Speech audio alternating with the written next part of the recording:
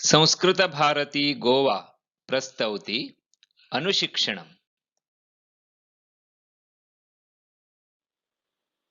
द्वादशी कक्षा भास्वती पुस्तकम्। द्वितीयः पाठः हितबोधः।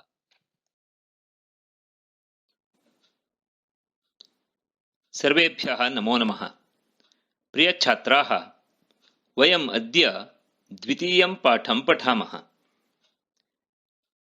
एषः पाठः श्रीधर भास्कर वर्णेकर महोदयेन लिखितात् शिवजोदयं नाम महाकाव्यात् संकलितः।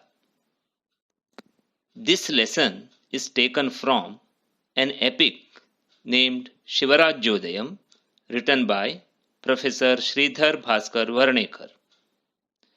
श्रीमान वर्णेकर महोदयः नागपुर विश्वविद्यालयस्य संस्कृत विभागाध्यक्षः आसीत्। सः अनेकान् ग्रन्थान् रचितवान्। तेन साहित्य अकादमी प्रशस्त्यादयः अनेके पुरस्काराः अपि प्राप्ताः। Professor Varnekar was the head of the Department of Sanskrit at Nagpur University. He has penned several books. He received many awards, including prestigious Sahitya Akademi Award. शिवराज्योदयस्य शिवशिक्षणम् इत्यस्मिन् अध्याये जिजामात्रा बालशिवरायाय दत्ताः अमूल्याः उपदेशाः संगृहीताः। तेषु केचन अत्र पाठरूपेण प्रदत्ताः।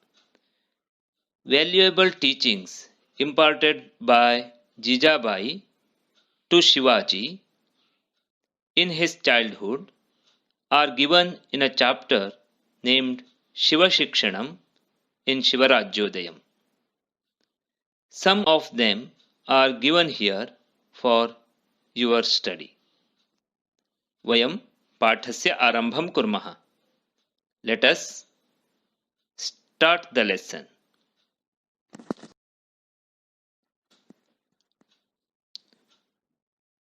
जिजातनूजः शिवनेरि दुर्गे दिने दिने संवृधेति तेजाः यथोदयाद्रा उदयोन्मुखोऽसौ क्षणे क्षणे बालसहस्ररश्मिः।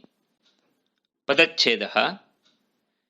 जिजातनूजः शिवनेरि दुर्गे दिने दिने संवृधे अतितेजाः यथा उदयाद्रौ उदयोन्मुखः असौ क्षणे क्षणे बालसहस्ररश्मिः। अत्र संवृधे इति क्रियापदं वर्तते। कः संवृधे? जिजातनूजः संवृधे। जिजायाः तनूजः जिजातनूजः। शिवरायः शिवरायः कुत्र संवृधे? शिवरायः शिवनेरि दुर्गे संवृधे। जिजातनूजः शिवनेरि दुर्गे कीदृशः संवृधे? जिजातनूजः शिवनेरि दुर्गे अतितेजाः संवृधे। जिजातनूजः शिवनेरि दुर्गे कथम् अतितेजाः संवृधे? जिजातनूजः शिवनेरि दुर्गे दिने दिने अतितेजाः संवृधे। कविः अत्र एकम् उपमानं ददाति। यथा उदयाद्रौ उदयोन्मुखः बालसहस्ररश्मिः क्षणे क्षणे संवृधे। उदयाद्रिः इत्युक्ते पूर्वादिक्। तत्र प्रतिदिनं सहस्ररश्मिः नाम सूर्यः उदेति। सः यदा उदयोन्मुखः भवति तदा प्रतिक्षणं तस्य तेजः वर्धते। तथैव शिवरायस्य तेजः अपि प्रतिदिनं वर्धते स्म। यथा सूर्यस्य तेजः क्षणे क्षणे वर्धते प्रातःकाले, तथैव शिवरायस्य तेजः शिवनेरिदुर्गे दिने दिने वर्धते स्म।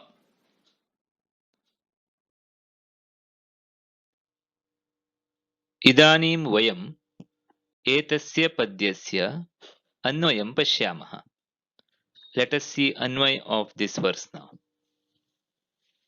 यथा उदयाद्रौ क्षणे क्षणे उदयोन्मुखः असौ बालसहस्ररश्मिः, तथा शिवनेरिदुर्गे दिने दिने जिजातनूजः अतितेजाः संववृधे।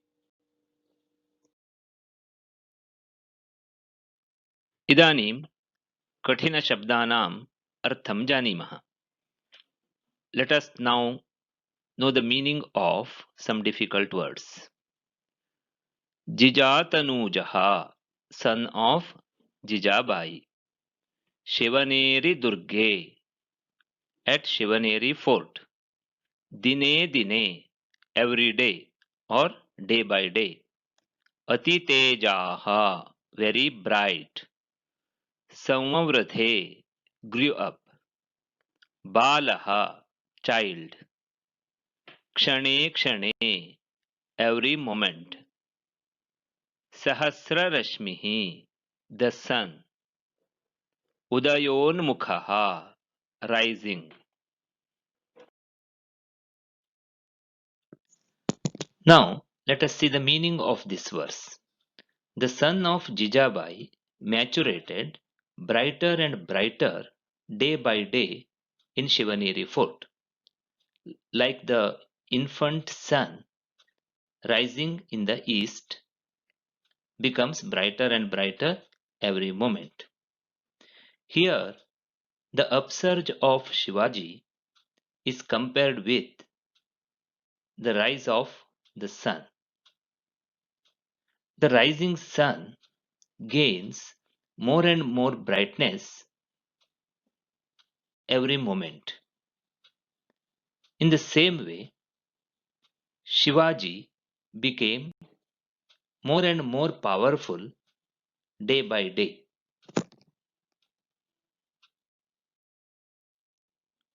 Sandhi यथोदयाद्रा उदयोन्मुखोऽसौ यथा उदय अद्रौ उदय उन्मुखः असौ संववृधेति तेजाः संववृधे अतितेजाः।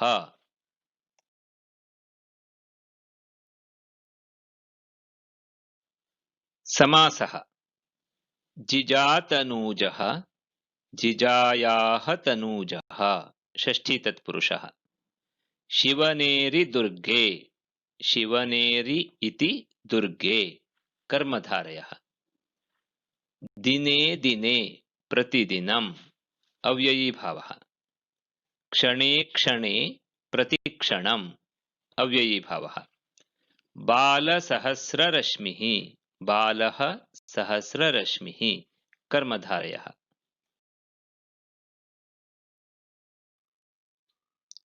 पर्यायपदानि तनूजः पुत्रः सुतः आत्मजः। सहस्ररश्मिः, सूर्यः, भानुः, रविः। दिनं, दिवसः, अहः।